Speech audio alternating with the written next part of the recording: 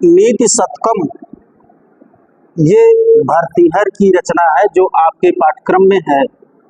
और नीति शतकम का जो है 25 श्लोक आपके पाठ्यक्रम में रखा गया है।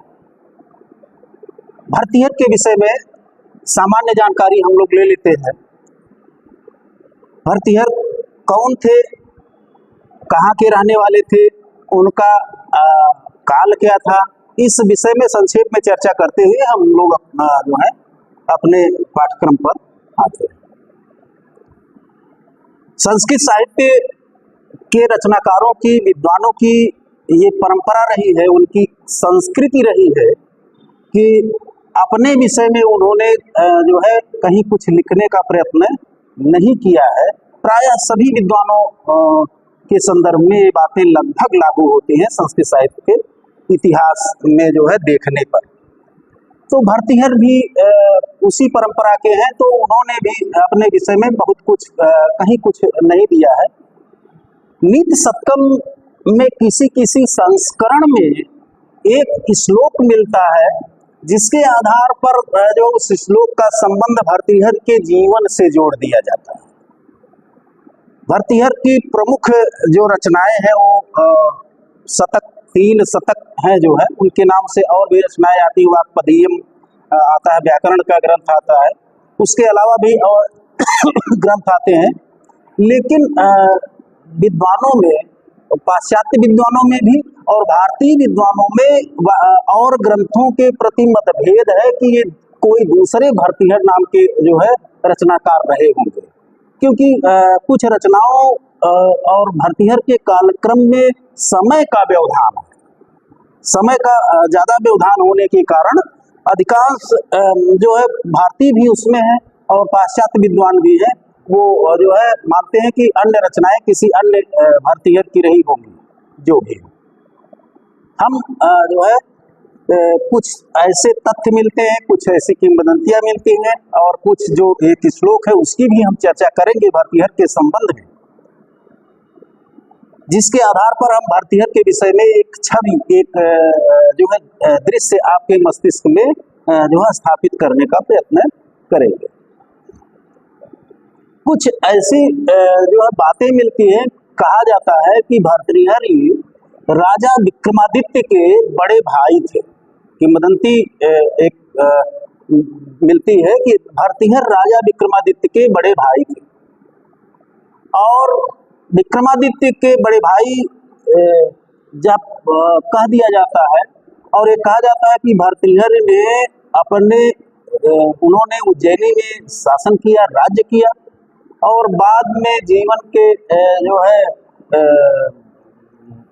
अंतिम अवस्था में अपने बड़े भाई, छोटे भाई को, विक्रमादित्य को राज्य सौंप करके वो जो है फिर सन्यास की ओर, सन्यास आश्रम को अपना लिया। ये कथ्य मिलता है। विक्रमादित्य जो है इतिहास में, अगर प्राचीन भारत का इतिहास देखा जाए तो विक्रमादित्य का काल जो है, देखिए विक्रमादित्य नाम के इतिहास में 3 या 4 नाम आते हैं। विक्रमादित्य एक तो जो है विक्रमादित्य जो उज्जैनी का राजा था, जिसने विक्रम संवत चलाया 57 ईसा पूर्व में, शकों के विजय के उपलक्ष्य में सकारी उपाधि धारण की और विक्रम संवत चलाया था, जिसका काल लगभग प्रथम शताब्दी ईसा पूर्व, प्रथम शताब्दी ईसा पूर्व, ध्यान रखिएगा ईसा पूर्व है, ईस्वी सन नहीं है, तो प्रथम शताब्दी ईसा पूर्व में आता है, जिसने 57 ईसा पूर्व में विक्रम संवत चलाया। आजकल देखते हैं कि जो पंचांग आदि होता है उसमें संवत, विक्रम संवत लिखा रहता है ना। तो विक्रम संवत चलाया था, वो विक्रमादित्य ने ही चलाया था। आदि विक्रमादित्य या प्रथम विक्रमादित्य ने ही उस विक्रम संवत को चलाया था। और अगर भर्तृहरि उनके बड़े भाई थे तो स्वाभाविक है कि जो है 57 ईसा पूर्व से पहले ये रहे होंगे, क्योंकि उनका छोटा भाई अगर विक्रम संवत चलाता है शकों को पराजित करने के उपलक्ष्य में, विजय प्राप्त करने के उपलक्ष्य में, तो जो है स्वाभाविक है कि ये जो है विक्रमादित्य ने जो 57 ईसा पूर्व संवत चलाया उसके पहले रहे होंगे। तो कुछ लोग ये मानते हैं कि जो 20 वर्ष 10 वर्ष या 20 वर्ष और जोड़ लीजिए बड़े भाई अगर थे तो लगभग जो है 500 नहीं 80 ईसा पूर्व से लेकर के जो 57 या 50 ईसा पूर्व के आसपास कहीं भी उनको रखा जा सकता है। ईसा पूर्व ईस्वी सन का अंतर आप जानते हैं, ठीक है। अब ये जो तथ्य आता है इनके विषय में कि ये जो है बाद में राज्य संचालन करते हुए फिर जो है उदासीन हो गए राज्य के प्रति, लोक के प्रति, संसार के प्रति, और अपने राज्य को जो है अपने छोटे भाई को सौंप करके जो है संन्यास की ओर प्रस्थान कर गए। इसके मध्य में इस कथानक के बीच में कई किंवदंतियां जुड़ जाती हैं, कई कथ्य जुड़ जाते हैं, कई विचार जुड़ जाते हैं साहित्य के विद्वानों के। उसमें भारतीय भी हैं, उसमें विदेशी भी हैं, भारतीय भी हैं, इन विद्वानों के मत में इसमें एक किंवदंती जुड़ती है। पहले तो इनकी रचना के हिसाब से लोग करते हैं कि इनका जीवन जो है जैसे इनकी 3 रचना है, 3 शतक है। पहला है जो है नीति शतकम जो आपके पाठ्यक्रम में है। दूसरा ग्रंथ है क्या, श्रृंगार शतकम। तीसरा ग्रंथ है वैराग्य शतकम। शतक शब्द से ही पता चलता है कि इनके इस ग्रंथ में 100 श्लोक है। नीति शतकम, श्रृंगार शतकम, वैराग्य शतकम। कुछ विद्वान ये कहते हैं कि ये जो है ये क्रम जो 3 ग्रंथों का क्रम है, ये इनके जीवन की 3 अवस्थाओं के लेखन का परिणाम है। इन्होंने क्योंकि राजा थे, राज परिवार से जुड़े हुए थे, राजनीति की बात जानते थे, इसलिए जीवन के प्रारंभिक अवस्था में इन्होंने नीति शतकम लिखा, क्योंकि राजनीति को भली भांति ये समझते थे, नीति शतकम। और इसके बाद जब प्रौढ़ हुए, युवावस्था में आए, तो इन्होंने श्रृंगार, युवावस्था में जब गृहस्थ में प्रवेश किए तो श्रृंगार शतकम लिखा अवस्था के अनुसार। और इसके बाद जब इन्होंने इनका मोह राज्य के प्रति, संसार के प्रति, लोगों के प्रति भंग हुआ, जब संन्यास की तरफ जो मुड़े, तो इन्होंने वैराग्य शतकम लिखा। ऐसा भी विद्वानों का मंतव्य है, विद्वानों का विचार है। जो भी ये कहा जाता है, एक श्लोक मिलता है, श्लोक ये मिलता है किसी संस्करण में, नीति शतकम के किसी संस्करण में एक श्लोक मिलता है। वो श्लोक जो है, उस श्लोक के आधार पर इनके जीवन को लोग जो है जोड़ते हैं, उनके जीवन की घटनाओं को जोड़ते हैं। श्लोक है, श्लोक हो सकता है कि आपकी पुस्तक में मिल भी जाए। श्लोक है, एक श्लोक नीति शतकम का किसी संस्करण में दूसरा श्लोक मिलता है, लेकिन जो है किसी में याम चिंतयामि मयि सा विरक्ता, याम चिंतयामि मयि सा विरक्ता, सापि याम चिंतयामि मयि सा विरक्ता, और है सापि अन्यो जन्म इच्छति सा जनोपि अन्यसक्तः, सा जनोपि अन्यसक्तः, और अस्मत् कृते परिशुष्यति, अस्मत् कृते परिशुष्यति, और क्या है आगे, अस्मत् कृते परिशुष्यति, नहीं मिला श्लोक, अस्मत् कृते परिशुष्यति, बोलो, काचिदन्या, अस्मत् कृते परिशुष्यति काचिदन्या, फिर कहते हैं धिक ताम, ताम च, धिक ताम च, तम च, मदनम च, इमाम च, माम च। ये श्लोक मिलता है, ये श्लोक मिलता है। पुस्तक आपके हाथ में है तो इतना तेजी होना चाहिए। याम चिंतयामि मयि सा विरक्ता, ये श्लोक का अर्थ है। देखिए जो है ये इस श्लोक की घटना जो भरतहरि के जीवन से जोड़ करके दे। घटना पहले बता देते हैं, फिर श्लोक का अर्थ बता देते हैं। घटना क्या है? घटना ये कि भरतहरि जब राज्य कर रहे थे, जब जो है उज्जैनी में ये राज्य कर रहे थे, तो इनके इनके राज्य में जो अश्वपाल था, अश्वपाल जिसका नाम किसी किसी पुस्तक में चंद्रचूड़ मिलता है, जो भी अश्वपाल जो था वो, और इनका सेनापति और इनकी पत्नी का नाम कहीं कहीं अनंग सेना मिलता है और कहीं कहीं पिंगला मिलता है। अगर परीक्षा में आ जाए अनंग सेना पिंगला तो दोनों मिलते हैं, अनंग सेना और पिंगला। एक बात और, इनके पिता का नाम जो है प्राय जो है आपको खोजने में नहीं मिलता। इनके पिता का नाम सबर स्वामी, जो और इनकी माता एक छत्राणी थी, माता का नाम जो है अनुपलब्ध है, जो है सबर स्वामी की छत्राणी पत्नी से उत्पन्न हुई थी। इसका मतलब है कि सबर स्वामी के और भी पत्नियां थी। सबर स्वामी वो विक्रमादित्य राज से संबंधित रहे होंगे, क्योंकि जो है सबर स्वामी के पुत्र ही विक्रमादित्य और जो है भरतहरि को, तो सबर स्वामी की छत्राणी पत्नी से उत्पन्न हुई। और ये जो है जब राज्य कर रहे थे तो इनकी पत्नी जो पिंगला जो है, पिंगला बाद में नाम पड़ा, ये भी कहते हैं जो है कुछ लोग, लेकिन अनंग सेना और पिंगला दो नाम मिलता है इनकी पत्नी का। ये जो है ये अपनी पत्नी से अत्यंत प्रेम करते थे, बहुत ज्यादा प्रेम करते थे, और उस प्रेम से आबद्ध होकर के सदैव राजमहल में ही रहते थे, जिससे राजकीय कार्य प्रभावित हो रहा था, जनता का कार्य, जन कार्य प्रभावित हो रहा था। और इससे उनका छोटा भाई जो विक्रमादित्य था, जो युवराज के पद पर एक तरह से जिसको आगे राजा बनना था, जो राज्य संचालन का कार्य भी प्रमुख रूप से देख रहा था, वो बड़ा व्यथित था, क्योंकि जन कार्य को छोड़ करके राजा जो है पिंगला के आश्रित हो चुका था, ऐसा उल्लेख मिलता है। तो वो विक्रमादित्य भी बार बार उनको सलाह भी देता था, छोटा होने के बावजूद, कि जो है राज्य का संचालन देखिए और करिए।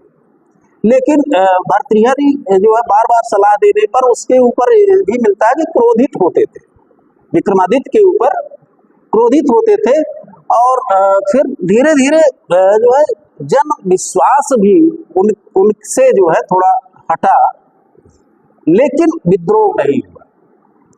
और फिर उसी पिंगला के प्रेम में जो है वो इतना आसक्त हो गए कि पूरी तरह से राज्य कार्य जो है विक्रमादित्य के ऊपर आ गया। और संयोग की बात ये है कि वो पिंगला जो उनकी पत्नी थी, राजा भरतहरि इतना प्रेम करते थे, पिंगला जो उनकी पत्नी थी वह भरतहरि से प्रेम नहीं करते, वह उनके यहाँ जो अश्वपाल था, अश्वपाल चंचूड़ नाम मिलता है, उससे प्रेम करते थे। और वो जो है पिंगला क्योंकि अश्वपाल से प्रेम करती थी, और अश्वपाल जो था, अश्वपाल भी पिंगला से प्रेम नहीं करता था।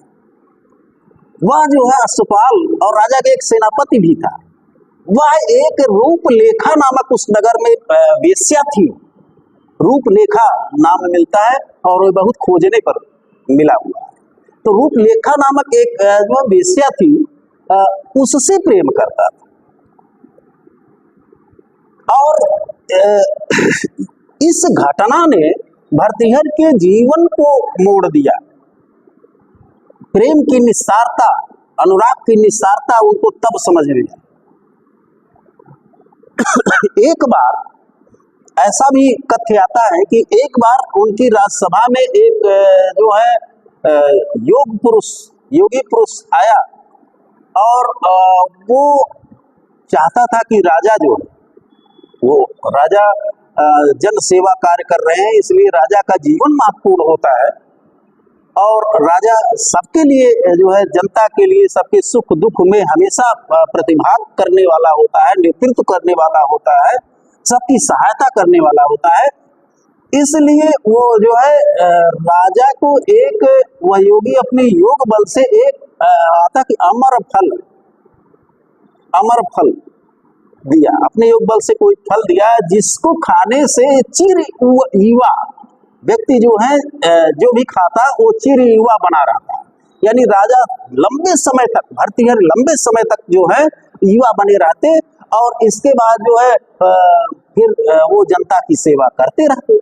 इस उद्देश्य से उस योगी ने राजा को फल दिया और राजा भर्तृहरि क्योंकि अपनी पत्नी से बहुत प्रेम करते थे,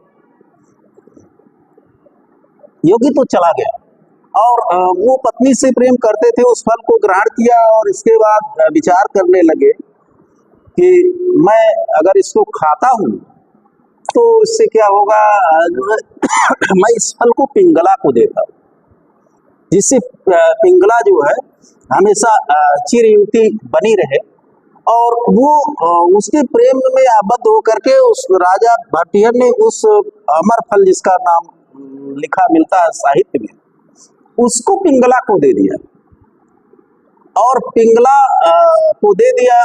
फिर पिंगला जो है, पिंगला विचार करने लगे कि जो है हम इसको खा करके क्या करेंगे। वो अस्सपाल जो है चंद्रचूड़ जो नाम मिलता है, अस्सपाल को दे दिया जाए जिससे वो चिर युवा बना रहे। और राजा भर्तृहरि भी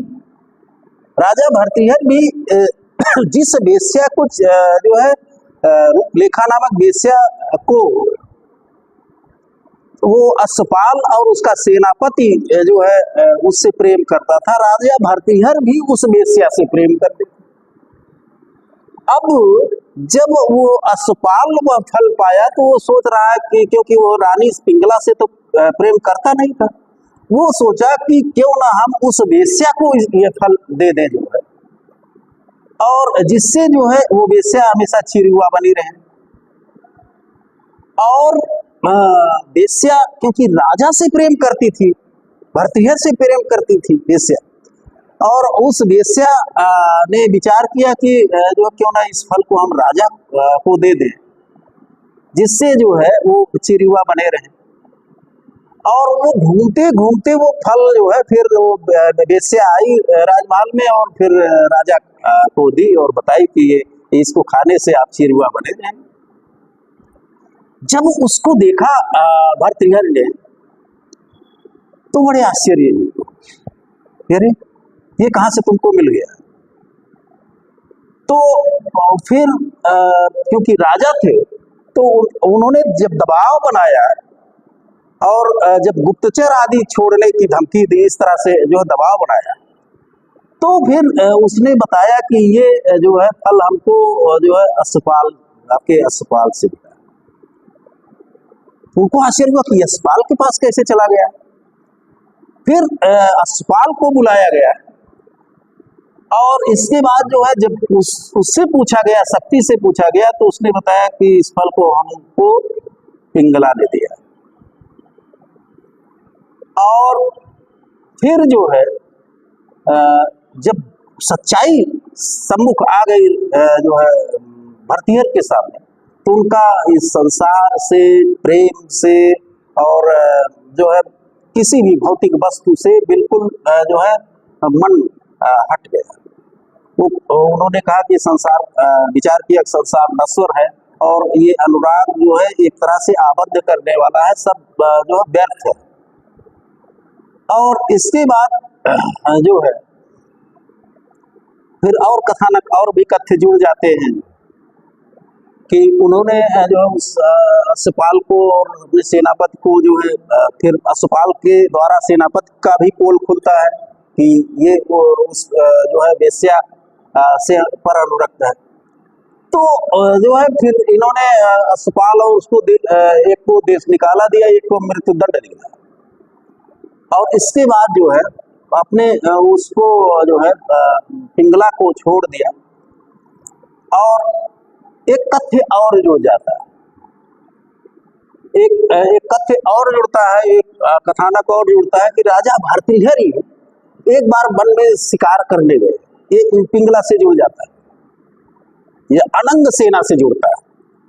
जब वो शिकार करने गए तो वहां पर जो है उन्होंने एक हिरण को मार दिया, और जो मृगी थी, हरिणी थी, जो हिरणी जो थी वो उसको मरा हुआ देखकर बड़ी व्यथित हुई और आकर के उस हिरण पर अपना सींग रख करके जो है और अपने प्राणों को त्याग दिया। यह दृश्य, क्योंकि साथ में अनंग सेना भी गई हुई थी, वो जो है ये दृश्य देख करके कहीं कि ये कितना अनुराग है इन जानवरों में भी अपने जो है जोड़े के प्रति, अपने साथी के प्रति, जीवन साथी के प्रति, और इसने अपने प्राणों को त्याग दिया। फिर वार्ताक्रम में जो भारतीय ने कहा कि ऐसा मनुष्य में नहीं है, तो उसने कहा कि जो है इसने तो जो है लगा करके जो है इस तरह से इतना समय लगाया, अगर मैं रहूं तो मैं ये समाचार सुन करके ही जो है अपने प्राणों को त्याग। भारतीय ने उसकी परीक्षा लेनी चाहिए, और इसके बाद दूसरे अभियान में उसको छोड़ दिया और जंगल में चले गए, और वहां से समाचार भिजवाया कि जो है भारतीय की मृत्यु हो गई। और ऐसा उल्लेख मिलता है, ऐसी किंवदंती मिलती है कि उसने जो है अपने प्राणों को त्याग दिया, तो अनंग सेना ने प्राणों को त्याग दिया। उसी समय एक और भारतीय फिर बड़े व्यथित हुए कि हमने गलत परीक्षा ले ली, उसने तो वास्तव में प्राणों को त्याग दिया। और ये फिर संसार की निस्सारता से जो व्यतीत होकर के जो है राज्य छोड़ करके जाने लगी। उसी समय एक सन्यासी आता है, वो गोरक्ष पीठ का, लोग जोड़ते हैं कि गोरक्ष पीठ का वो था जो। अब देखिए काल व्यवधान आता है, लेकिन किंवदंती है तो कहना पड़ता है। तो ये गोरक्ष एक सन्यासी आया और उसने जो है संसार की निस्सारता को बताया और कहा कि नहीं, अभी आप दोनों लोग जो है राज्य करिए, कुछ वर्षों तक जनता की सेवा करिए, इसके बाद फिर सन्यास आश्रम में चले जाइएगा। और उसने अपने योग बल से उस अनंग सेना को जीवित कर दिया, और अनंग सेना वह पिंगला के रूप में आई, नाम बदल गया उसका, जो है पिंगला के रूप में आई। ये भी जो कथानक मिलता है। इन्होंने जो किसी संस्करण में मिलता है श्लोक की याम चिंतयामि मयसा विरक्ता। अब कथानक आप जान गए, अब जो है अर्थ आपके समझ में। इन्होंने कहा कि याम चिंतयामि, यामि जिसको, चिंतयामि का अर्थ है मैं जिसके विषय में चिंतन करता हूं, जिसके विषय में सोचता रहता हूं, यानी पिंगला के विषय।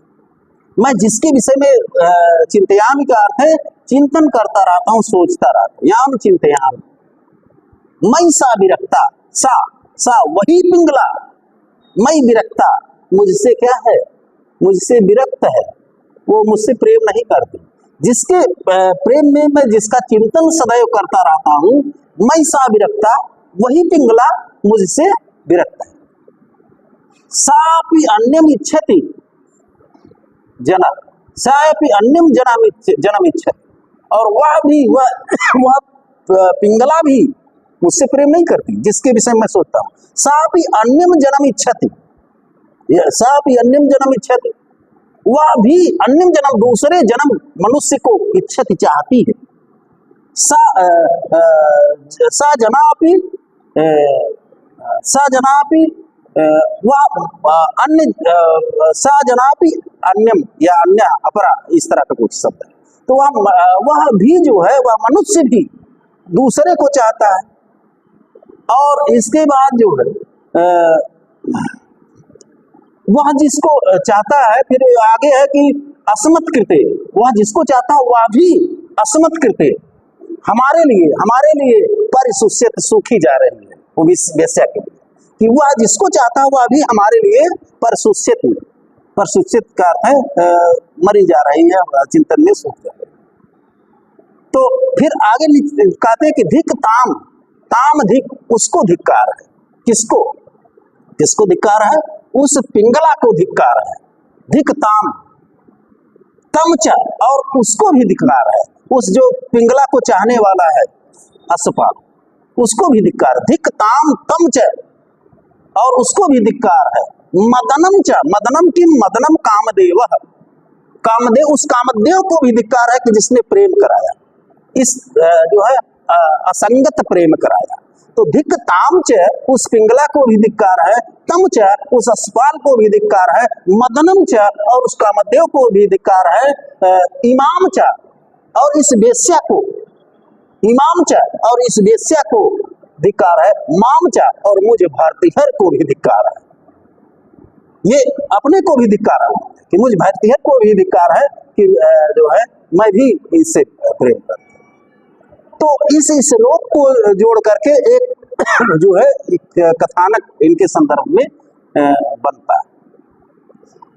और इनके विषय में जो है जो कुछ बिंदु, कुछ चीजें आती हैं। एक चीनी यात्री आया जो है भारत में भ्रमण करने के लिए, इत सिंह नाम आप लोगों ने हो सकता है सुना हो, जो इतिहास के विद्यार्थी हैं या जो जिन्होंने वैसे ही पढ़ा होगा कहीं, तो इत सिंह ने 7वीं शताब्दी में भारत का भ्रमण किया। इत सिंह, और उसने अपने उस भ्रमण में लिखा कि जो है ईस्वी सन में उसने भ्रमण किया। उसने लिखा, अब देखिए काल काल पे फिर भ्रम हो जाता है कि किस काल में थे, इसीलिए लोग कहते हैं कि वाक्पदीयम के रचनाकार जो भारतीय थे वो अलग व्यक्तित्व थे। तो उसने लिखा है कि जो है उसके आने के 40 वर्ष पूर्व भारतीहर नामक एक विद्वान के कवि की जो है मृत्यु हो चुकी। अगर उस आधार पर देखा जाए तो लगभग 550 ईस्वी सन से लेकर के 650 ईस्वी के बीच कहीं भारतीहर का काल माना चाहिए, ईस्वी सन। और अगर विक्रमादित्य को जो है माना जाए, आदि विक्रमादित्य या प्रथम विक्रमादित्य जिसने विक्रम संवत चलाया था, तो ईसा पूर्व जो 57 के आसपास से 100 ईसा पूर्व से जो 50 ईसा पूर्व के बीच कहीं भारतीहर का काल था। तो इस कारण से लोग कहते हैं। हाँ, विक्रमादित्य जो है, जैसे विक्रमादित्य उपाधि धारण करने वाले भी इतिहास में कई नाम है। चंद्रगुप्त द्वितीय विक्रमादित्य नाम सुना हो, चंद्रगुप्त द्वितीय विक्रमादित्य, इसने भी शकों को हराया था, और आदि विक्रमादित्य ने भी शकों को जो है पराजित किया था। तो शकारी की उपाधि इसने भी धारण की थी, शकों और विक्रमादित्य की उपाधि धारण की थी, क्योंकि विक्रमादित्य के समान जो पराक्रमी था और शकों को हराया था। तो चंद्रगुप्त द्वितीय विक्रमादित्य ने भी जो है शकार की उपाधि धारण की, विक्रमादित्य की उपाधि धारण की। तो विक्रमादित्य उपाधि धारण की, अगर हम इतिहास में प्राचीन भारत का इतिहास देखें तो विक्रमादित्य का काल जो है 375 ईस्वी सन से लेकर के 413 ईस्वी सन तक आता है। तो हो सकता है कि और लोग जो विदेशी विद्वान है, विदेशी विद्वान प्राय इन्हीं विक्रमादित्य से जोड़ने का प्रयत्न करते हैं। एक और इतिहास में एक और प्रसिद्ध विक्रमादित्य उपाधिधारी नाम आता है, वो आता है हर्षवर्धन विक्रमादित्य। हर्ष विक्रमादित्य, राजा हर्षवर्धन, उन्होंने भी शकों को जो है, शकों और हुणों को पराजित किया था। वो भी, उनका भी शकार से संबंध जुड़ता है। और इसके बाद जो उन्होंने पराजित किया था तो और विक्रमादित्य की उपाधि धारण की थी। तो लेकिन विक्रम संवत किसने संचालित किया था? प्रथम विक्रमादित्य ने विक्रम संवत उसने संचालित किया था। बाद में जो विदेशी विद्वानों ने कहा कि चंद्रगुप्त द्वितीय विक्रमादित्य ने अपने उन्होंने जो उन्होंने पूर्व के अपने को प्राचीन दर्शाने के लिए पूर्व के राजा विक्रमादित्य के विक्रम संवत को अपना संवत मान करके चलाया और विक्रमादित्य की उपाधि धारण की। तो ऐसा नहीं है कोई जो पराक्रमी राजा होगा दूसरे राजा के संवत चलाए, ऐसा कोई दिनहीन राजा होता है इस तरह से तो चलाता, तो बात समझ में आता है। दूसरे जो प्रसिद्ध राजा है दूसरे के संवत चलाए, तो बहुत दम जो है विदेशी जो व्याख्याकार है या विदेशी जो विद्वान है उनकी बातों में बहुत दम नहीं लगता। हर्षवर्धन जिन्होंने विक्रमादित्य की उपाधि धारण की थी। हर्ष का काल अगर हम इतिहास में जाते हैं, जिन्होंने बाणभट्ट को आश्रय दिया था, बाणभट्ट उन्हीं के हर्षवर्धन के काल में ही थे। अगर इतिहास देखें तो हर्षवर्धन का काल, प्राचीन भारत का इतिहास अगर देखते हैं तो 606 से लेकर के 647 ईस्वी सन के मध्य हर्षवर्धन का काल। हर्षवर्धन जो है वो इसके बीच था। लेकिन जो है जो काल व्यवधान है वो बहुत ज्यादा वर्षों का, कई शतकों का आता है। इसलिए प्राय ये विद्वान मानते हैं कि जो है जो आदि विक्रमादित्य था उसी से संबंध जो है भर्तृहरि का था। बाद में ये जो है गोरक्ष पीठ के एक सन्यासी से मुलाकात होती है, तो जिसने उस अनंग सेना को जीवन प्रदान किया था, और उसने कहा था ठीक है अब आप दोनों लोग लौट करके जाइए, 12 वर्ष तक जो राज्य करिए, फिर सन्यास आश्रम में आइएगा, और शर्त यह है कि मेरा शिष्यत्व ग्रहण कीजिएगा। तो इन्होंने राज्य छोड़ करके राज्य जो है विक्रमादित्य को दे करके चले गए, जो है ये भर्तृहरि जो है सन्यासी हो गए। लेकिन काल व्यवधान है, ये गल्प है, ये जो है किंवदंती है। इसमें जो है सच्चाई बहुत नहीं होनी चाहिए, लेकिन है क्योंकि चर्चा में है इसलिए इसकी चर्चा भी करनी आवश्यक। अब ग्रंथ जो इनका नीति शतकम आपके पाठ्यक्रम में रखा गया है, वो रखा गया है, इसमें सबसे पहले मंगलाचरण है। हमें मान के चलते हैं सबके पास किताब या पुस्तक होगी, और मंगलाचरण जो है, मंगलाचरण देखिए, मंगलाचरण है और भारतीय परंपरा में है, चाहे भौतिक कार्य हो चाहे सारस्वत कार्य हो। भौतिक कार्य अगर कोई भी करता है संसार में, कोई भी कार्य शुरू करता है, तो सबसे पहले अपने अभीष्ट को याद करता है कि हमारा कार्य निर्विघ्न रूप से समाप्त हो जाए। कोई नया आज कल देखते हैं कि घर बनवाते हैं तो भी लोग जो है अपने अभीष्ट को याद करते हैं, उसको स्मरण करते हैं। तो साहित्य के क्षेत्र में, साहित्य जैसा महत्वपूर्ण क्षेत्र, इस क्षेत्र में भी जो है विद्वानों ने प्रायः इस भारतीय परंपरा का, भारतीय संस्कृति का ये पालन किया, और जो है मंगलाचरण जो है किया है। कोई भी ग्रंथ आरंभ किया है तो उसके आरंभ में मंगलाचरण जो है विद्वानों ने किया। अब मंगलाचरण के विषय में आप जानिए कि मंगलाचरण 3 तरह का होता है।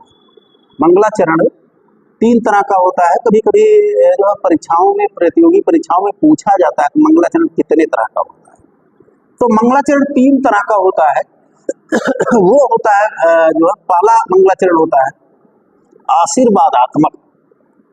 पहला मंगलाचरण है आशीर्वादात्मक, और दूसरा मंगलाचरण है नमस्कारात्मक, और तीसरा मंगलाचरण है वस्तु निर्देशात्मक। तो मंगलाचरण जो है 3 तरह का बताया गया, आशीर्वादात्मक,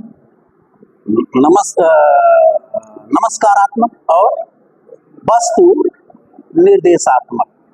3 तरह का मंगलाचरण होता है, जिसमें ग्रंथकार, साहित्य में 3 तरह के मंगलाचरण माने गए हैं, जिसमें ग्रंथकार या रचनाकार जो है प्रथम मंगलाचरण, अगर प्रथम प्रकार का मंगलाचरण वो करता है तो उसमें वह अपने अभीष्ट से ग्रंथ की निर्विघ्न का अर्थ बाधा से रहित समाप्ति के लिए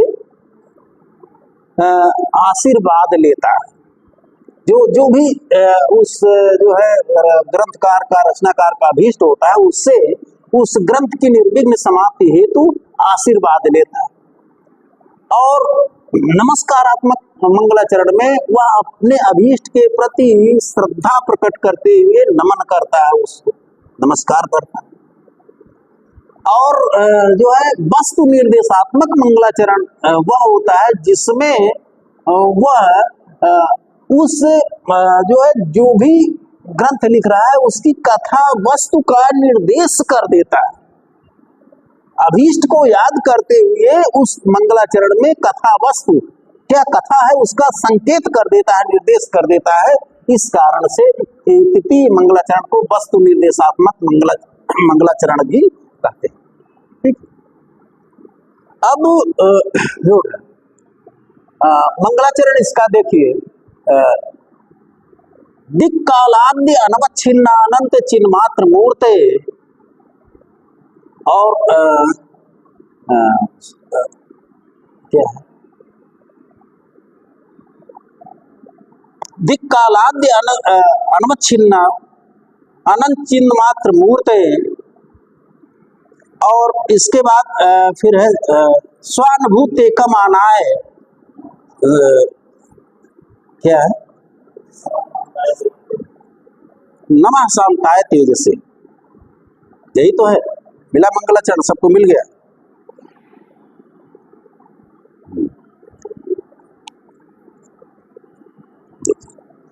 दिक्कालाद्य अनवच्छिन्न अनंत चिन्ह मात्र मूर्ते स्वानुभूत एकम आनाय नमः शांताय तेजसे।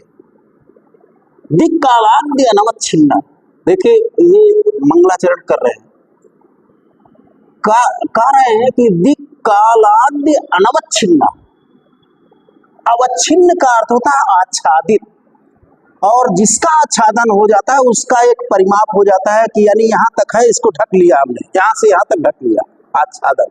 और अनवच्छिन्न जिसका आच्छादन ना हो, यानी कि जो असीमित हो, दिशा और काल की सीमा से परे हो। तो दिक्कालाद्य, दिशा और समय, दिशा कितनी दिशाएं हैं, सामान्यतया 4 दिशाएं हैं, बाकी 10 दिशाएं बताया था हमने सही। तो 4 दिशाएं हैं और विशिष्ट रूप में 10 दिशाएं हैं। तो कह रहे हैं कि दिक्, इन दिशाओं से जो 10 दिशाएं हैं, काल का अर्थ है समय, और समय से अनवच्छिन्न, काल भी उसको बाधित नहीं कर सकता, दिशाएं भी उसको बाध नहीं सकती, उससे आच्छादित नहीं किया जा सकता, ना तो दिशाओं से, ना तो काल से, ना तो समय से। अनवच्छिन्न का अर्थ है जो आच्छादित ना किया जा सके, असीमित हो, अपरिमित हो, दिशाएं ना माप सके, परिमाण का अर्थ होता मापना, जिसको समय ना माप सके, जिसको दिशाएं ना माप सके। तो दिक्कालाद्य अनवच्छिन्न अनंत, जो अनंत, देखिए कहा भी नहीं, अनंत ना अंत यशसा अनंत, जिसका अंत ना हो, अर्थात जो असीमित हो, दिशाओं और काल से अपरिमित, और अनंत का अर्थ है जो असीमित हो। फिर कह रहे कि चिन्ह मात्र मूर्त है, चिन्ह मात्र मूर्त है, जो चिद मात्र, चैतन्य मात्र, मूर्तय का अर्थ है स्वरूप वाला, जो दिशाओं काल आदि से अपरिमित हो, जिसको मापा ना जा सके, और कह रहे कि जो अनंत हो, असीमित हो, जिसकी कोई सीमा ना हो। और कह रहे कि चिन्ह मात्र मूर्त है, जो चैतन्य मात्र मूर्त है, स्वरूप वाला, जिसका स्वरूप चैतन्य मात्र हो, जिसमें चेतनता हो, ऐसे।